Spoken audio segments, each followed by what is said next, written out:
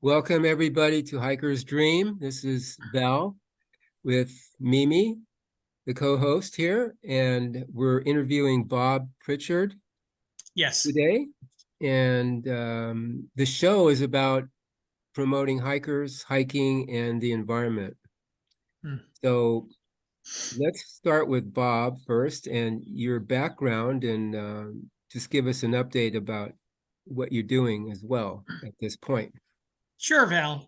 Yeah, Bob Prichard here. I'm coming to you from the White Mountains of New Hampshire. I've hiked twice today through the snow.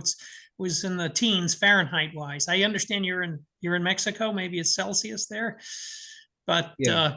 In any case, it's early winter conditions here. Yeah, I've enjoyed hiking for quite some time, but it really wasn't until I retired that I tried to take it to another level. And I spent, just as a quick aside, I spent my career in technology and cybersecurity, traveled the world, but I've been retired for about 6 years now, 5 or 6 years. And I hiked the Appalachian Trail in 2018. And I finished the Pacific Crest Trail, or PCT, this year. And I could go into some details about that. It took me more than one effort, which was a story in itself to complete it.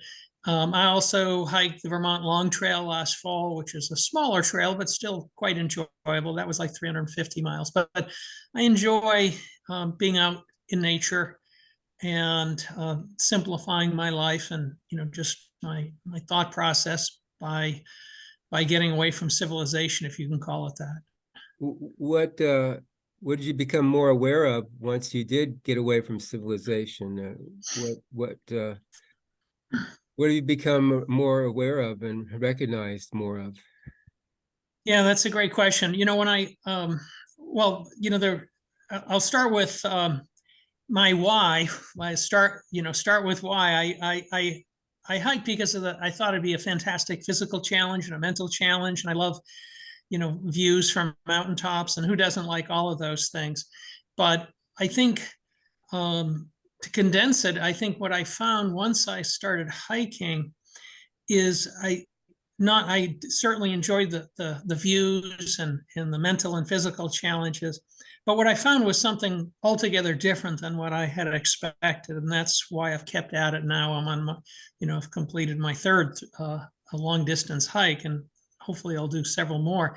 And that is just a sense of peace as you leave your traditional existence behind, the workaday world and endless emails and phone calls and interruptions.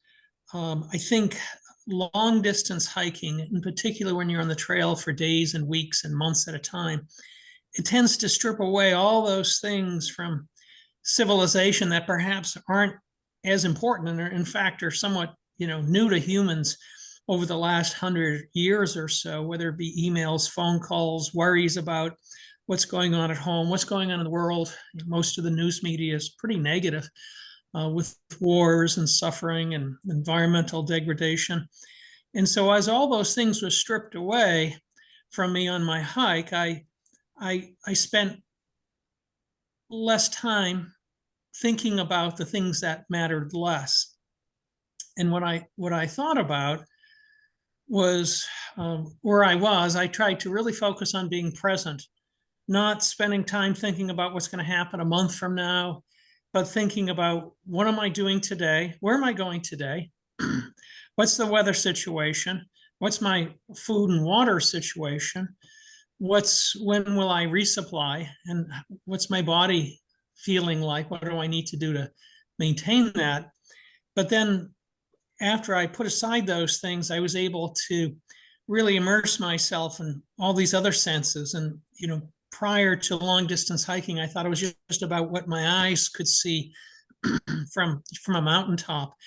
And, those things are amazing as well. The Pacific Crest Trail is rife with amazing views. It's just an otherworldly experience that everyone should have a chance to experience and explore. But it's not just that. It's all the senses. What you're feeling, what you're what your feet are feeling, what you smell. I love smelling forests and the smell of pine trees and spruce and other things, just the smells and the sounds of wildlife, birds often, or water when you come across it sporadically on the Pacific Crest Trail. Just all those sights and sounds and smells and touches and all of those things are really quite satisfying.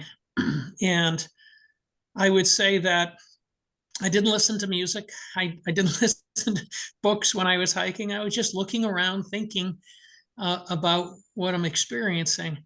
And I just found it incredibly peaceful. And I've never slept so well as I sleep in the dirt, if you will, in my sleeping pad, with my quilt.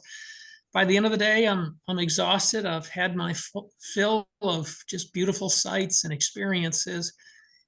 And I would say there's less floating around in my brain, so less noise, less interruptions. And just maybe to expand upon that, it was something that happened to me on the Appalachian Trail. As many hikers experience, I injured myself pretty quickly. My feet were just throbbing. I hadn't done enough hiking before I hit the trail. And it turns out I had stress fractures in both feet, which was rather painful. And I happened to go into a bookstore in Damascus, Virginia, 472 miles. The mileage stuck in my head because it was an important stop for me. And I picked up a book called The Miracle of Mindfulness, which was written by a Buddhist monk who was one of the originators of this whole notion of mindfulness. And it's really about uncluttering your mind and how well that dovetailed with everything I was doing, what I was leaving behind.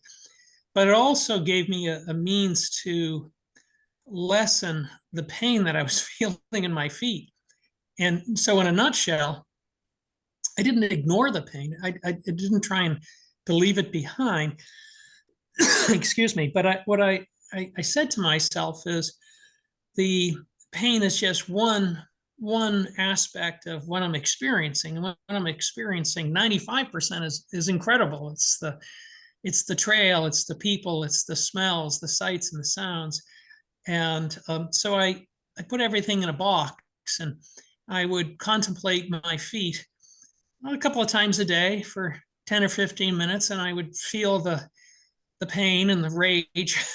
And then I would put it back in the box and put it aside and go on to fully explore and fully immerse myself in the trail itself and camaraderie, times of fellow hikers and the sights and the smells and the whole experience. So yeah, that's a long-winded introduction. Well, you'd be a great commercial for hiking. You articulated that very well, Bob. I appreciate that. Thank you. Wonderful. And you could also be a labor coach for women because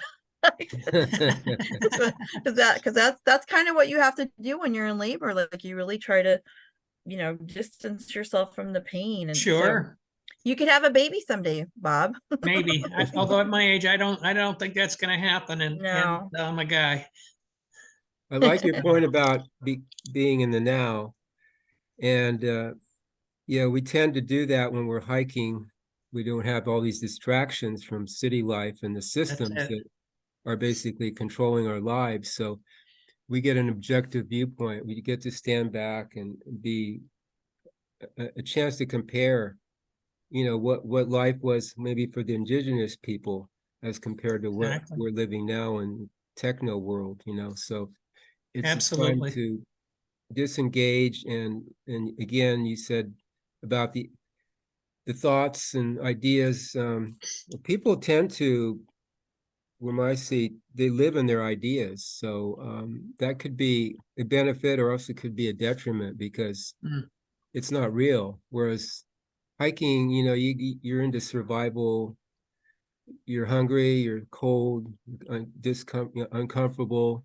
So it's more real than an idea. You're no longer an idea. Yes. You're actually in the field, and you're with the environment. So in a sense, it is a good whatever healing therapy, just a chance to, again, to compare, because most people don't get into nature enough.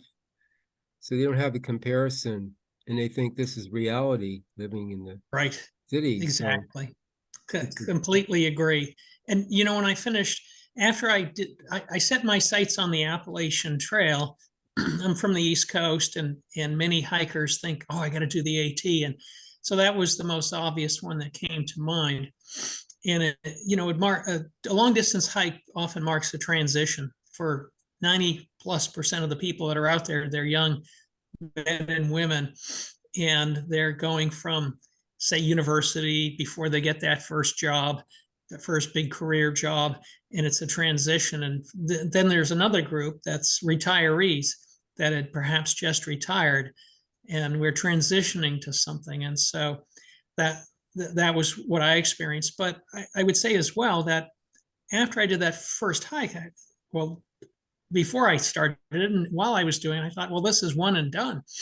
I came home. Of course, I was pretty sore, exhausted, and I finished. I started February 25th, finished July 21st, 2018 on my AT hike.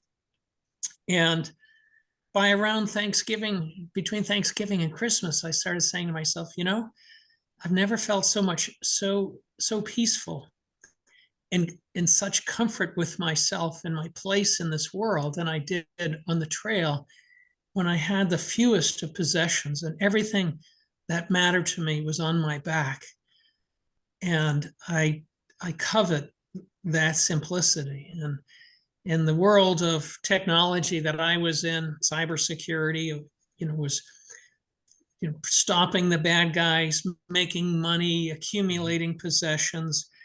And I was immersed in all of that. And I think when I got to about 45 or 50, I have 2 million air miles. So I have a terrible environmental footprint. And that also means that I've been away from my family an enormous amount of time. And then I realized when I was in my late 40s and 50s that wife and child, a son who's now 25, and I said, I've invested too little of my limited energy in experiences versus, additions, collections, purchases. And so I did a real mind shift saying I have to invest more in experiences with my family, by myself, all of these things. And my wife reminded me, we're dog lovers, and my wife runs a dog shelter. And my rescue dog is sitting around here somewhere. Hopefully she's not chewing on furniture, which she might. It's a new rescue.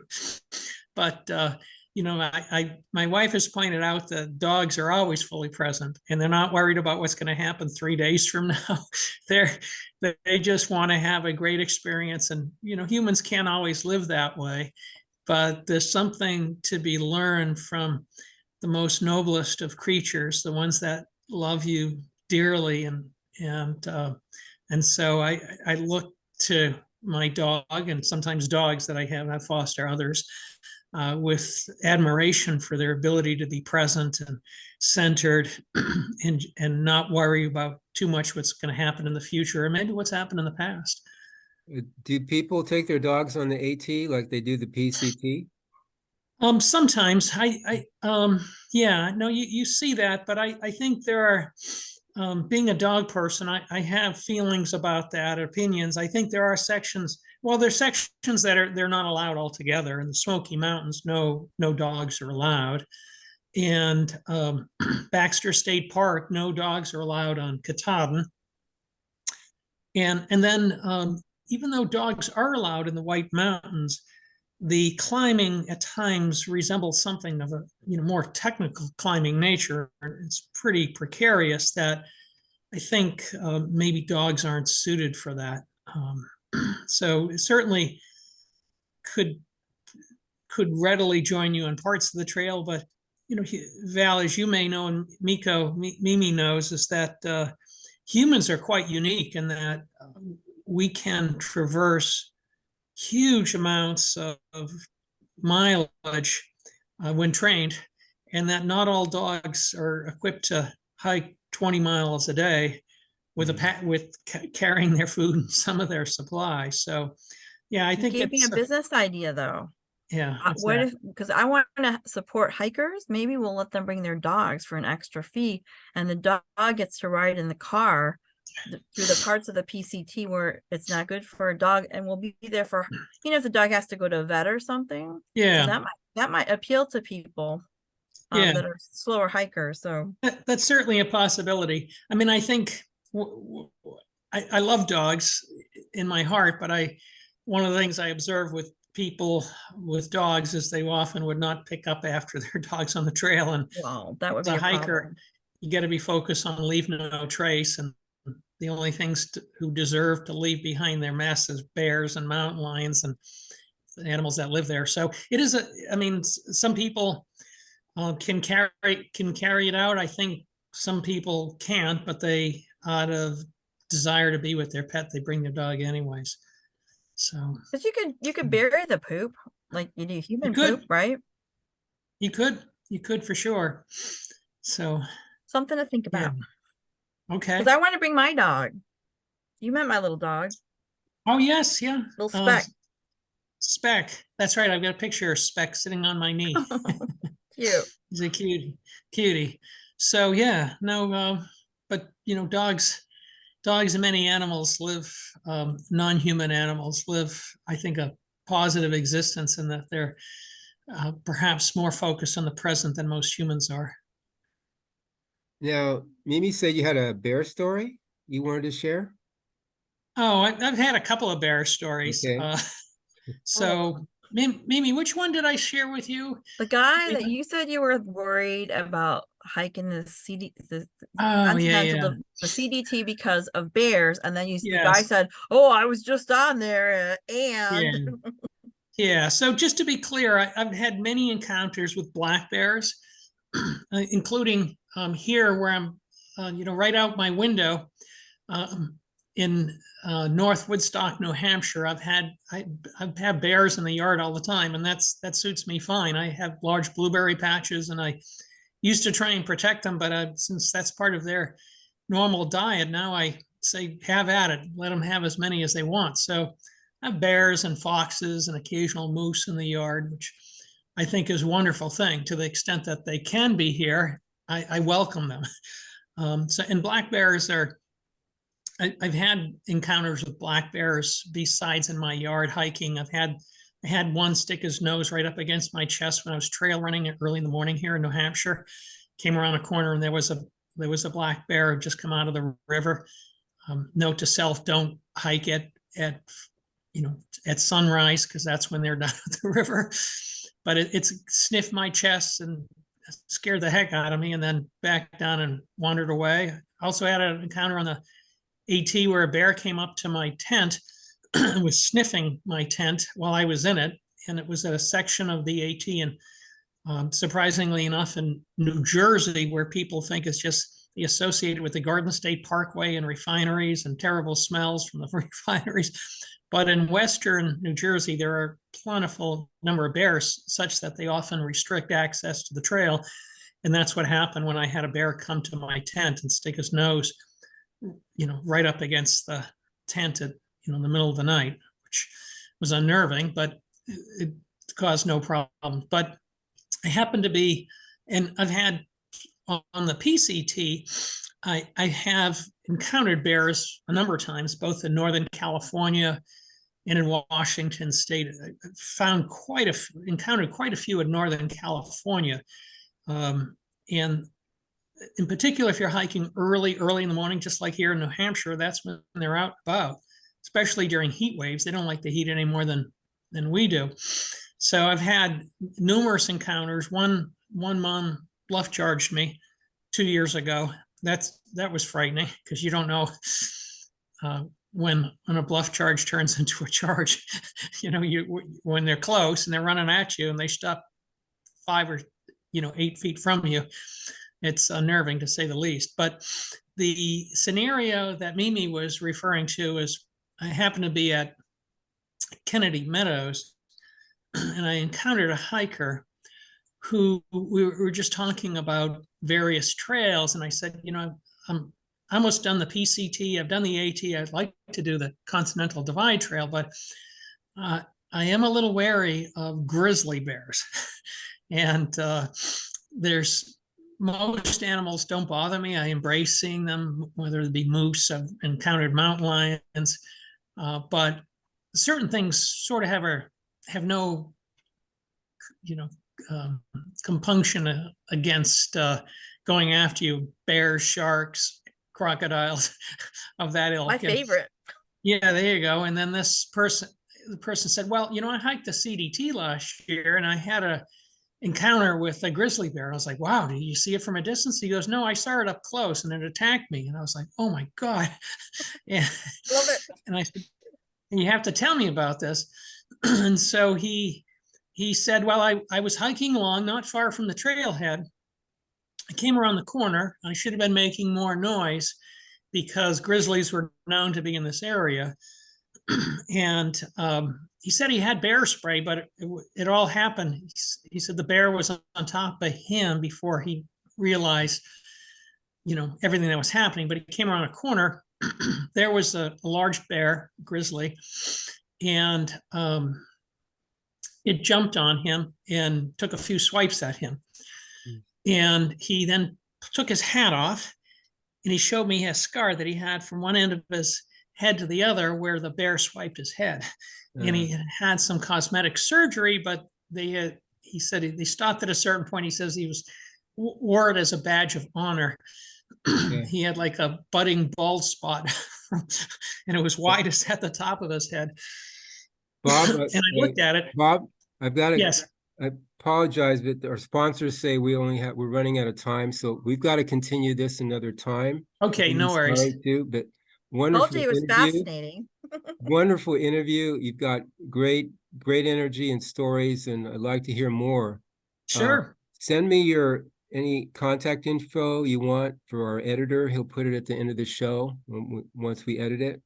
Any Facebook groups or websites or anything, yes. Instagram, that'd be great. Okay. And let's do this again, part 2, because there's a lot more to be said, and we want to continue this. So I apologize, but I only have a half an hour with the Zoom technology here that I have at this point. So I understand. Val, it was nice meeting you, and Mimi, pleasure as always. Thank you, guys. Okay. Cheers. Happy trails. Bye. Take care.